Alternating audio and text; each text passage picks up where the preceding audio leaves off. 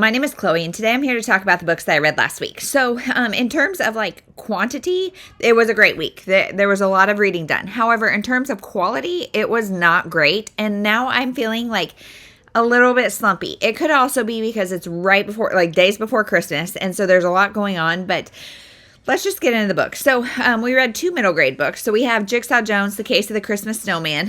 Jigsaw Jones is just the best. I really love this series. It's a little boy who is he likes to solve mysteries, and his name is Jigsaw Jones. This is a really easy one series that my daughter can read, but basically there's a missing coin and he's trying to find it. It was super sweet, super wholesome. This does not have like a lot of the typical books where kids are bratty and mean to each other. Even like the kind of bad guy is like there's a redemption story, and so I like these books a lot. Then we have Christmas Miracle Pets, Animals Who Save the Day by Alan Zullo. So this one is actually a bunch of short stories, and it's about just different pets and around the holidays. Like, I don't know. These were actually really, really good. I normally don't like short stories, but apparently for middle grade it works. So, this one is a little bit longer, but again, a pretty straightforward reading style. Just in case you're looking for books for your kids, this was super cute, especially if you have pet loving kids. So those are the 2 books that I read with my kids. And so now let's get into the books that I read for myself. So I did a video, I think my December TBR, that showcased my entire Christmas shelf, and I decided to just dive into it. And so I read A Chesapeake Shores Christmas by Cheryl Woods. And so this is a part of her Chesapeake Shores, I think is the name of the series. This is maybe number 4. So take this with a grain of salt, because I typically do not enjoy doing that. This is why these have been on my shelf. These next 3 have been on my shelf forever, because I really like to read the series in order. And now, do you have to? Absolutely not. I don't think you do. Would I have benefited from it? I think so. So this book is about kind of the matriarch and patriarch of the family, Mick and Megan, I think. Yeah, Mick and Megan. And they have split up. They've divorced. And Megan, now their kids are adults. And they're maybe coming back together. And Mick is really gung-ho about getting back together and getting remarried. Megan is less so, but she's also one that left. And so we're kind of exploring that, will they, won't they kind of thing. But also one of their kids is very vehemently against them getting back together and has a lot of resentment against his mother and all that kind of stuff. So, it was fine. It was like an interesting introduction. I wish I would have had more of the backstory, which is my fault. But I also thought Mick and Megan were both pretty horrible. I did not like either of them at all. And the whole, this is supposed to be an epic romance. And I didn't, they seemed like a teen romance, because they were very conditional about things. Oh, well, I'm not going to marry you if you do this. And then he stonewalled her and was quiet about something he assumed. So a lot of miscommunication and a lot of conditions and just things that I'm wait, you guys are in your 50s, 60s, not your teens. I don't know. So I didn't love it, but I continued on with the next Christmas book in the series. Again, not having read any of the others. This is number 8. So we had number 4, number 8. This one is about Matthew and Layla. And again, they have a backstory. I know they broke up because Layla's family does not approve of Matthew. And now he wants her to come to Ireland with them for Christmas. And so they go to Ireland, and the whole family is basically trying to convince them to get married, and they want it to happen in Ireland. So I understand to an extent big families that are really really close and really pushy and really state their opinion, but this was so much. Everybody was planning their wedding and just hoping they'd show up. And it was just too much. And also she wasn't given the space. First her dad was making her opinions, and then the rest of the family was making her opinions. And so again, kind of a 3-star. And then last is number 10 or 11, The Christmas Bouquet. Again, same series. So you would think same characters, and to an extent it is. However, this is the next generation. This is the grandchildren of Mick and Megan, and I forget their names. Let's see, Caitlin and Noah. Yeah, Caitlin and Noah.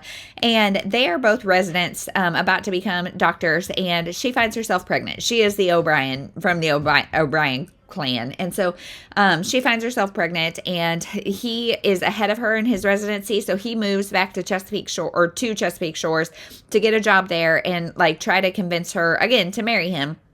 and come to Chesapeake Shores. And so it's really, again, the whole family. And she wanted to be like a Doctors Without Borders and wanted to go to Africa. And now she's pregnant and potentially getting married. And so she's kind of just trying to reconcile what she wants. And that's this book. So while these were all very meh, and none of them were overly Christmassy. I would say the most was this O'Brien family Christmas that took place in Ireland.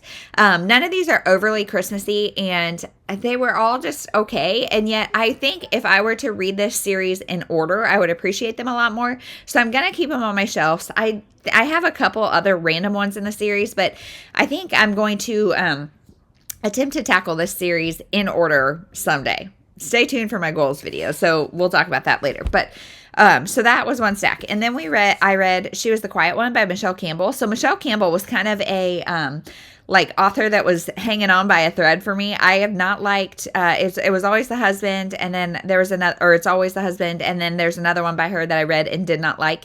So I had this one on my shelf. And I was thinking, let's just try it, get it off my shelf. Not going to love it. I ended up really liking this. I gave this a 4 stars. So this is about twin sisters who, the first, like the prologue opens up and one of them is saying like they have their sister's blood all over their hands. Their sister's dead and she doesn't know what happened. And we don't know which sister it is. And even the title of She Was the Quiet One. So these sisters, one of them, they're going to college and one of them is joining like the popular senior crowd who is kind of like the bullying crowd, but they're the cool kids. And then the other one is very bookish, studious, follow the rules, all that kind of stuff. And so we assume that the prologue was written, or like the thing was written about the bookish one. However, the other one that gets in with the like popular crowd, doesn't do the right thing, all that kind of stuff, she starts an affair with a teacher and becomes very meek. And so we don't know who was the quiet one. In different situations, they're both the quiet one, and one of them, like the meek one, kind of speaks out, and the popular one kind of becomes meek. And so you don't really know. And this is going back and forth, just trying to figure it out. And I really liked it. And I really liked the discussion too of like sisterhood. A lot of this happened, the same kind of pattern happened in high school where one of them got in with the wrong crowd. And so she's trying to protect her sister, but also gets to a point where it's like, all right, you're on your own. So I really like that. And I just really like this book and figuring out what happened. So there's that. Then I read The Marvelous Monroe Girls by Shirley Jump. I read this as a part of my book haul revisit, so I won't talk a ton about it here, except that I did not like it. It's pitched to be about 3 sisters coming together to do this like historic event. One of them, Gabby, is the main sister we follow in this one. She owns a dress shop in the town, and it's kind of struggling. So they're doing this like historical, event, and it's pitched to be those 3 coming together to do it. Well, that's not really what this is about. This is about that, but it's more so about Gabby and her childhood friend Jake and their romance, and it was just very boring. Like, this was so slow, very boring. Their grandma is assumed to be like a Dear Ann kind of advice columnist, and she's in the dumps because things aren't going great with that, and they're trying to figure out if she actually is and trying to help her. This all starts with fake dating. Her and Jake fake date to try to set up the grandma, and it just, I don't know, it did nothing for me. And then another one that did nothing for me is The Book of Two Ways by Jodi Picoult. So I am a big fan of Jodi. And this one I've heard is not her best. And some people really like it. Some people really don't. So it's been sitting on my shelf for a long time. And I am team don't like it. So this is about a woman who's in a plane crash. And then the rest of the book follows 2 lives that she could have lived. Either she goes home to her husband, or she goes to Egypt, back to the man who got away. She wanted to be an Egyptologist and did some time there studying the Book of Two Ways, which is supposedly like the first and only like kind of instructions to the afterlife.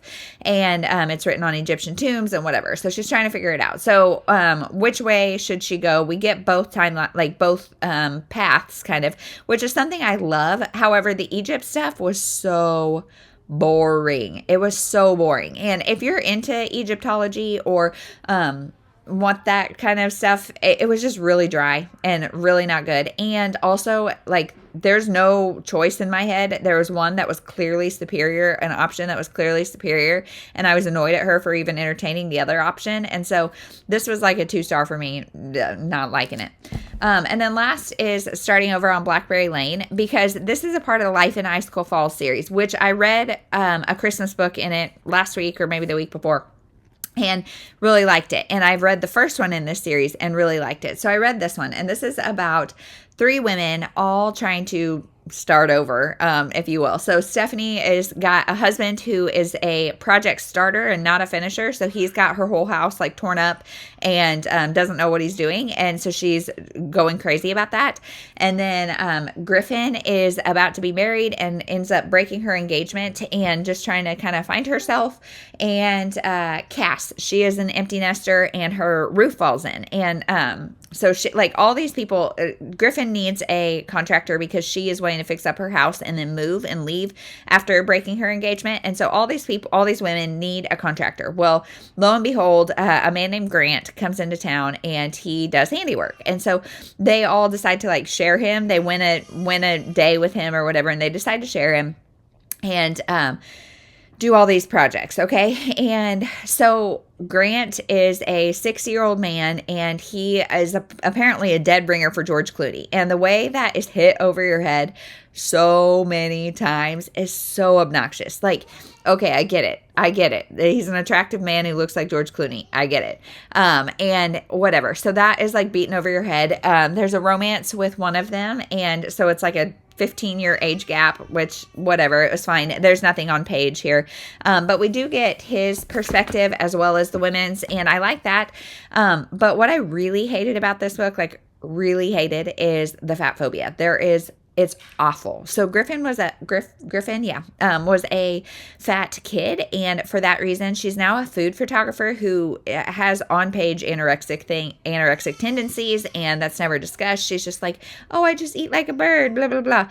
And then Cass is always talking about how she's overweight, and like her being good is being restrictive in her diet, and this is just very, very, very heavy in the fatphobia, very heavy. And I like, my heart hurt reading this, especially hearing, like, if you internalize the messages, and you do live in a bigger body, like this is just, it was awful for that. So I love the characters and love the series, but this book was not great for me. So just because of that, like I love the women starting over idea, but it was so much between the George Clooney and the fatphobia. It was beaten over your head, and I was not a fan. So really kind of a meh week. And now I'm just kind of struggling through something and haven't been physically reading really at all. We started another puzzle, and as I'm filming this, it's Sunday, December 22nd, and so that means we have like 3 days to get a Christmas puzzle done, and I think we can, but we have so many good Christmas puzzles, so that if I have free time, I am puzzling with my kids, but honestly, like, yeah, it's just hard to find free time and free brain space. So that is everything that I read in the last week. What did you read? And have you read any of these? What are your thoughts on reading series out of order? I feel like after all of these, I am like firmer in my stance that you need to read them in order. I think you need to read them in order. So let me know your thoughts. We'll see you in the next one. Thank you so much for watching.